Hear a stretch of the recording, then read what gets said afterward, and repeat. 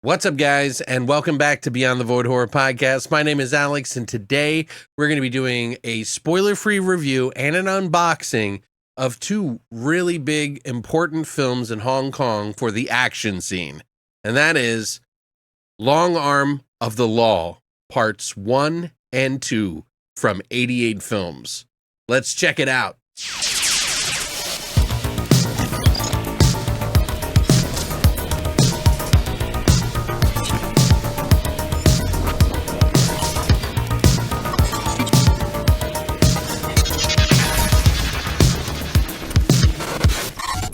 So yeah, I got this sent out to me by MVD Entertainment, who does distribution for 88 Films, that have put out a lot of great Hong Kong films that, you know, some of them are in Region A, some of them are Region B. This one is in both, so you can actually watch it on either. The first movie is kind of what inspired a whole generation of action films called heroic bloodshed films, which, you know, John Woo, like Hard Boiled and all that kind of stuff did. These were some of the films that were so raw and so real that it inspired a whole generation of wonderful filmmaking, and some bad ones too, you know, because a lot of people really tried to copy the style of this movie because it is so realistic in so many different ways, how they shoot it, how they did it back in the day in Hong Kong, which is illegal now, technically, by the standards of what they do in filmmaking. There's a lot of really interesting things to talk about this, so what I'm going to do is kind of go through both of these movies and kind of tell you what I think about them, starting with the first film, and then we'll go over the second film, and then I will show you the ingredients of both of the films and what to expect inside. But for now, let's tell you what I think.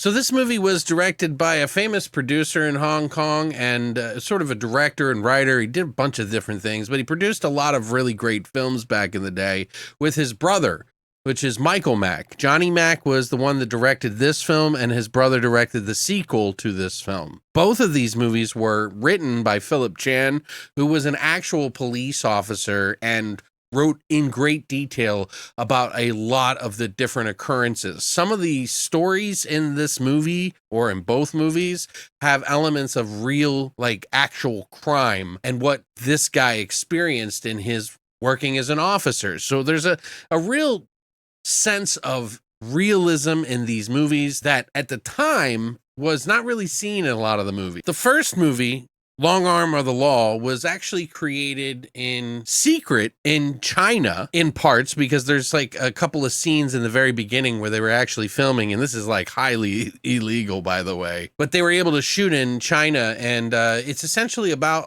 a bunch of guys who are tired of living in China and they try to go to Hong Kong. Just know that China was not too fond of people trying to sneak over. They were looking for opportunity. And so there's a group of guys that come over to do a jewelry heist in Hong Kong and then take that money back to China with them to live a better life. And they were going to do this one fantastic run, and they go and they get mixed up with a bunch of problems that start immediately. And of course, they are part of this Circle Boys group, which is like the triads, the gangster group out there, who is doing different things to make money off of some of the stores. They're basically trying to rob the jewelry store, trade it with another guy, and then leave. But even when they start to come over to Hong Kong, they lose one of their guys right off the get, and they have to start to try to do this whole robbery by themselves. And things get worse and worse and worse. Now, the interesting thing about this movie is that it actually is shot through the eyes of the bad guys. It just wasn't done a lot. A lot of the movies, like, they kind of focused on the good guys. So this one was like, hey, let's see what it's like from the guys who are actually doing the crime. Now, it wasn't to glorify it. This kind of showed you the underbelly of it, to say, hey, it isn't so great to be a criminal. Obviously, it's dated, so it's going to be a little different than the movies you would see today. But for its time, it was raw. You get to see these guys having a good time with their friends, and the next minute they're like shooting somebody in the head. There's a lot of really great action and shootouts and alleyways, and everything has got this kind of really dark, dingy vibe to it that is kind of like you would think of like the underbelly of some sort of criminal organization, or these guys trying to basically make money off of it. This is also the movie that started the whole akimbo gun style, was so popularized later on in other films. They used it in this film. One of the things I learned about this movie that makes this infinitely even more realistic is that during the time when they were shooting this, they were using about 8 cameras to shoot very long sequences, and they would line them up on the street, you know, have these people run through and do these scenes on the main street. But guess what? They didn't shut down the street and like have everybody being actors. No, they didn't tell anybody. So those are real citizens around them who are just kind of bystanders in this whole thing. They shot this film to make it look as realistic and to have everybody who was around them kind of react the same way. And at the time, it wasn't illegal, so they were able to do it. In fact, there's a point in this movie where one of the actors almost gets hit by a car, and that's no joke. That's a real situation. It was highly dangerous because if there was police officers around and they saw this, they could have been shot. Like, that's how dangerous and guerrilla style making of these films they were. Well, at least the first one in particular. I don't know about the second one as much because I think a lot of things changed after this one because so many people tried to copy the style of Johnny Mac and Michael Mack's movie making. Yeah, some of the guys that you follow in the movie die. It's not a great story for them all, you know, like this movie ends in a very, very sad way for a lot of people, and a lot of characters that you would expect to live don't. Some do, some don't, but it's super ultra realistic in that sense. The blood, of course, is kind of like that style that is like super red, which I personally like. People get shot to hell in this movie, and the end climax of this movie is pretty awesome. But there's a lot of storytelling in between about these characters, and you really get to know them as they kind of like go along to try to fix this plan, and things go wrong, and then they have to like, they get roped into other jobs and things, and they're just supposed to get in and get out so they can go back to their families and give them money. Some of the cast in this movie actually were just no-name people or stunt actors that were in other films that nobody really knew. Like Wai Lam was like one of the main stars in this film, and he became really famous after this film because everybody loved this film. And supposedly in Hong Kong at this time, if your movie wasn't very good, people would go nuts in the theater. Like, forget having a bad review. Your theater would be torn to shreds, knife the seats and everything. Like, it was crazy. But yeah, I really enjoyed this first movie, and I really liked it a lot. I thought it was, you know, it's a little slow, and it has some moments where it's like really invested in what the criminals' lives are like and sort of the people that they meet, and how they're not necessarily all bad guys. They're all just kind of looking for an opportunity, and sometimes that opportunity isn't everything that they thought it was, you know? And so it's kind of like a story about that. It seems so far that both of these movies kind of come from somebody coming from China to come to Hong Kong to make a better life, and things go wrong. That's kind of like the formula in some ways for this franchise. Johnny Mac decided that after this movie, he didn't want to do the sequel, so he had his brother direct it, who helped on this movie. But they did get Philip Chan to come for the second one. Now, the first movie, I would say, is probably the more darker, grittier version, and it follows more of the criminal side than the second one does, because the second one is a little bit more of a different story with officers who defect from China and then go to Hong Kong. But it's still kind of the same vibe a little bit. The first one just has a little bit more darkness to it, and it's a little bit more sad and messed up, and the blood's a flowing, the guns are shooting. There's a lot of like really interesting like live action style like action moments in the film that they did on the spot. And, you know, to have like 8 cameras to capture it all, and then it was unheard of at the time. So a lot of people really tried to follow the style, and they still couldn't do it because there was just a secret sauce to the writing, to the acting, to the stars, the people they picked, and like, you know, how they shot the film. So I really genuinely enjoyed this though a lot. I didn't know what to expect. I'd heard of this movie before, but I wasn't sure what to expect. You know, this isn't going to be exactly like Hard Boiled, but like I said, this is going to be like something that inspired those kind of films. It's really cool to see how they got this like vibe about this film to kind of like inspire a whole generation of different movies. Now, the sequel, which is just called Part 2 or Saga 2. So this is the first one. It has a different cover, but this is the paid art that 88 Films did. Sequel is just part 2. Now the sequel's a little bit different. This one has like a group of officers, like I said, that were from China that defect to escape and like basically have a new life over in Hong Kong. They don't necessarily want to commit crimes or anything like that, but they're asked to by the police in Hong Kong.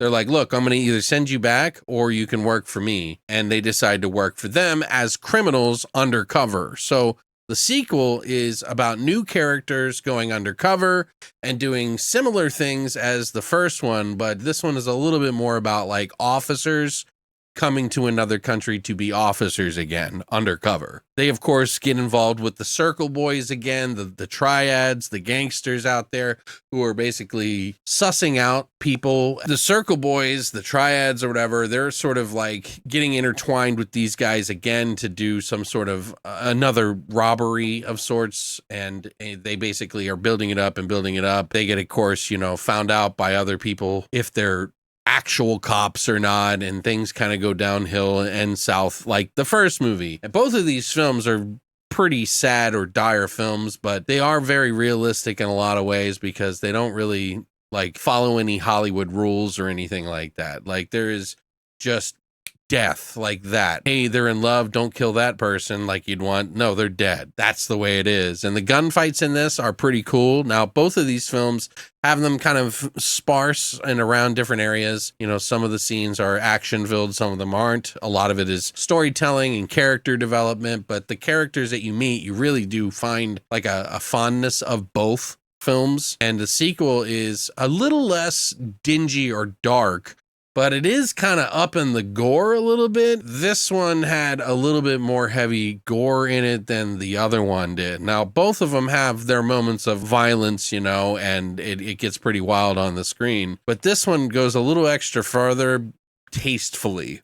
Something I didn't know is that these movies were made at a time when they didn't really have a rating system in Hong Kong. So like they weren't even able to cuss in films. So there was just, prohibited for children, or if they couldn't cuss in either of them though, which is wild until Category 3 came out, which was where they could cuss and do a lot more stuff. And believe me, they pushed the boundaries. Now, this isn't a Category 3. I don't think it necessarily needs cuss words in it because I like the characters regardless, and the stuff that happens in it is pretty dark anyway, so it didn't really bother me. I do like the characters in both of the films, but it seems like the first one is a little bit more complex. But in the sequel, these guys are like, they want to be cops. They don't want to be bad guys, but they end up kind of pushing the boundaries to fight crime, so to speak. So they keep getting in trouble with their bosses, which are the Hong Kong police. It's not a real good situation for them being an undercover police officer. The officers hate them, and then the triads are always trying to figure out if they're officers. So it's like they're hated by both sides. They're in this like weird purgatory world, just trying to have a better life. It was either that or go back to China. So there's 3 guys in this one. They kind of connect with like a 4th guy who is kind of their liaison in Hong Kong, and he kind of works closely with the police. He was actually a pretty famous actor at the time, but he wasn't even in the main role. A lot of the characters, they wanted to have fresh faces, so there was no perceived notions about these characters and what they're, how people would perceive them to be good or bad. They just wanted you to kind of get into the characters.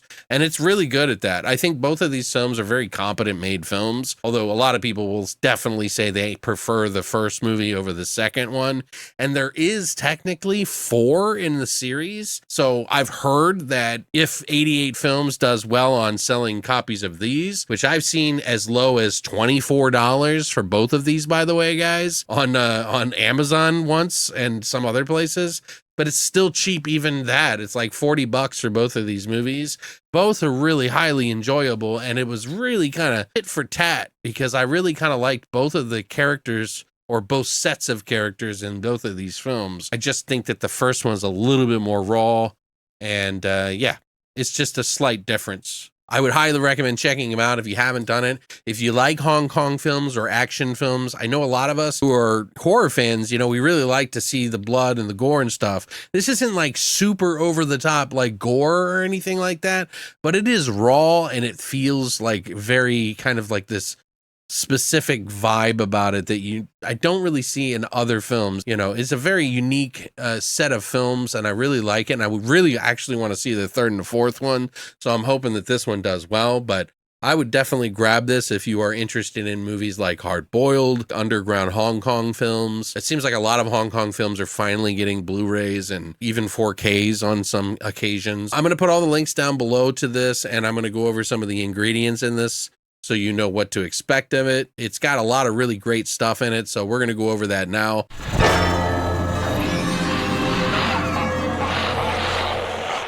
All right, so first up, we got the case here, which, is a hard box. It's really thick. And it's a nice little box for the set here. You got the side here, which shows you both parts 1 and 2. There is a J card that is on the back. I didn't want to remove it. I'm not sure if there's art on the back or not, but I guess I can check. That's what I'm supposed to do. So yeah. It shows you their like arrest cards, which is pretty cool in the back. But I usually try to keep the J card on there. And I like how they did this one too, because a lot of J cards just get all messed up. And I like to keep them because it has all the information about the film on the back. I know it's on the back of the discs, but I like to have it on the main outside too. And it's cool that they give you the option, Obviously in Long Arm of the Law, we get quite a bit of new artwork here. Here's the back and the sides. There's brand new artwork. It's by Sean Longmore, who did that. There's a reversible sleeve featuring the original Hong Kong poster artwork, so you can flip it if you like. I'll show you here. It's in Cantonese. Since this is like kind of my first time foray, I'll probably just use the new artwork because it doesn't strike some sort of nostalgia for me. But, I think the artwork on it is pretty cool. Now, this also comes with a little booklet. Here's the disc on the inside here, by the way. Pretty cool. I like these like dark cases too. I love that. This booklet the pages are really thin, but ultimately, this is a really cool breakdown of the entire franchise. Like they talk about all the way up to the other films and kind of like this big essay about it. It's actually really cool. I didn't get to finish reading the whole thing, but I was really interested in what they had to say about it. Part 2, here's the cover on this one. Side and the back shows you the main star there. Okay, and on the inside, we got the disc artwork, which is on here. It's kind of like the back of the DVD here. There's a poster in here. I'll show you the reversible artwork first. And then you get a poster that it's a double-sided poster. So you have, which I believe is from the first film. That's Wam Liam with his girlfriend in the first movie. And then on the back is the sequel, which is all the officers on the front, some of the pictures up top. Has this great smell to it. The fresh smell. But yeah, that's a nice poster in there. And yeah, now there are ingredients for each. Both of these are 2K restored, by the way, so if you're curious about that. For the first disc, you get the 185:1, and then the second film is 185:1 aspect ratio, which is my personal favorite because it covers most of the screen. I don't know. I know some people like other formats, but that's my favorite. The first movie has the Hong Kong cut, which is the Cantonese with English subtitles, and the export cut, which is in the English dub, so if you prefer that. Now, the English dub one is actually shorter, so I don't know what they cut out of it, but I think they cut out a little bit, so I watched the original Hong Kong cut. The audio commentary by Hong Kong film expert Frank Zhang, who it's only on the Hong Kong cut, so you can only listen to that. There's a extra in there. It's like an interview with Michael Mack, which is the brother of Johnny Mack. And he kind of explains the whole family business and the whole family ideology behind how they shot it and how they did it and like how things went down and what happened in the film. It's a really interesting interview too. We also have From Hong Kong Police to Big Circle Gangs. It's an interview with the scriptwriter Philip Chan, who I was saying was an actual police officer and worked with the police. Very interesting guy, super informative too. So we have another one. It's a conversation with the action director Billy Chan and scriptwriter Philip Chan, who worked together on it, and an interview, original, like an archival video called of Johnny Mac, plus the theatrical trailer for the first one. Now the sequel, it's the same thing. You got the Hong Kong cut, Cantonese with English subtitles, and the export cut, which is the English dub, with the same guy, Frank Zhang, who's on the Hong Kong cut. They got Bring in the Action, which is an interview with director Michael Mack, who is the brother, and he directed the sequel. He talks about the film quite a bit. That's another really good one. Man of Action, which is an interview with the co-star Ben Lam, who was the professional guy who was kind of the liaison for the two officers in the movie. He's like a really popular actor. We also have An Offer You Can't Refuse, which is an interview with scriptwriter Philip Chan talking about the second one. The Iron Fist of Crime, which is an interview with the stuntman Stephen Chan, and the Hong Kong and English trailer. So you have both of those in there. But yeah, it's pretty chock full of like extras and stuff.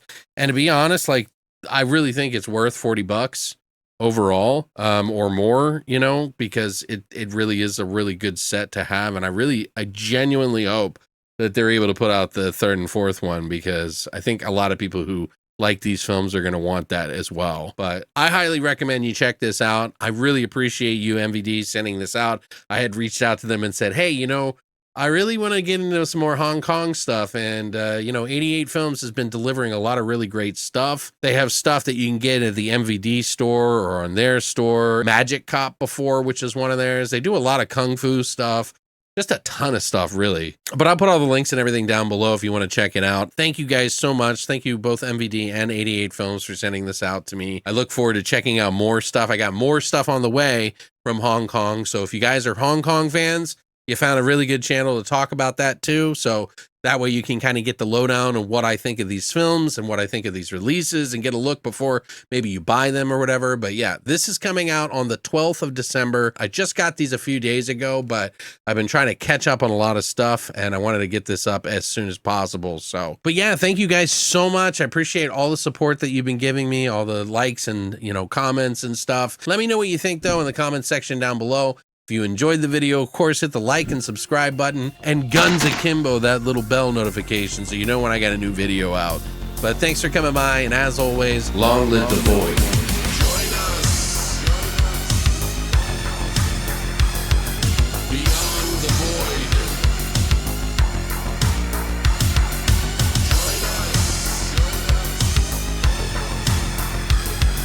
Beyond